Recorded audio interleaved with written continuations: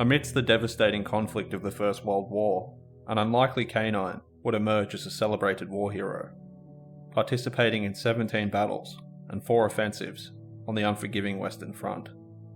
This four-legged warrior would help save the lives of countless men. This is the tale of Sergeant Stubby. This unassuming Boston Terrier mix would begin his life as a stray on the streets of Connecticut. In July of 1917, he was discovered wandering the grounds of the Yale University campus in New Haven, where the US Army's 102nd Infantry Division were undergoing training before deploying to France. As the men completed their daily drills, the stray continued to linger in the area and began gradually befriending the soldiers. One of the enlisted men, a 25-year-old private named Robert Conroy, developed a special fondness for the young dog, leading Conroy to unofficially adopt the animal, naming him Stubby due to his small stature and short tail. In October of 1917, as the unit prepared to depart for France, Conroy found himself unable to part with his beloved four-legged companion, and proceeded to smuggle him aboard the transport ship, concealed in an overcoat. Upon being discovered aboard the vessel by Conroy's commanding officer, Stubby responded by raising his paw and saluting the man. This officer was reportedly rendered speechless by the unexpected gesture, and quickly moved to designate Stubby as the unofficial mascot of the 26th Yankee Division. After arriving in France, Stubby entered combat with the 102nd Infantry Division on the 5th of February 1918, where they would face relentless shelling day and night for over a month.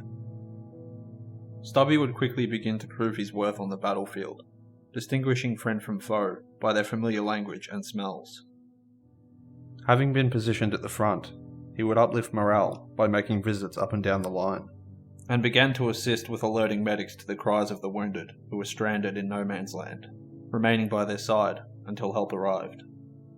With his excellent hearing, he could detect the whine of incoming artillery shells before humans, and became highly skilled at warning his unit when to seek cover. In April of 1918, during a raid to capture Seicheprey, Stubby sustained severe wounds from shrapnel to his leg and chest when retreating Germans began hurling hand grenades at the pursuing Allies. Following evacuation to the rear and recuperation from his injuries, Stubby embarked on rounds within the hospital, offering visits to wounded soldiers and significantly uplifting morale wherever he went. In his first year of combat, Stubby would be wounded by a German mustard gas attack and once again taken to the rear. Following his recovery in a nearby field hospital, he returned to the trenches with a specially designed gas mask to protect him from further exposure. Surviving this ordeal left Stubby hypersensitive to even trace amounts of gas, enabling him to alert fellow soldiers of any impending danger.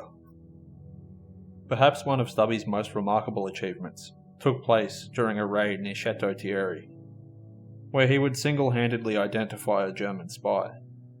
This would occur after Stubby sensed the presence of a German soldier attempting to infiltrate the American lines. Stubby quickly reacted by attacking the German and latching onto him by the seat of his pants, thwarting his escape and enabling the Americans to promptly apprehend the spy. For aiding in the capture of the enemy, Stubby was awarded the title of Sergeant, making him the first dog to receive a rank in the US Armed Forces.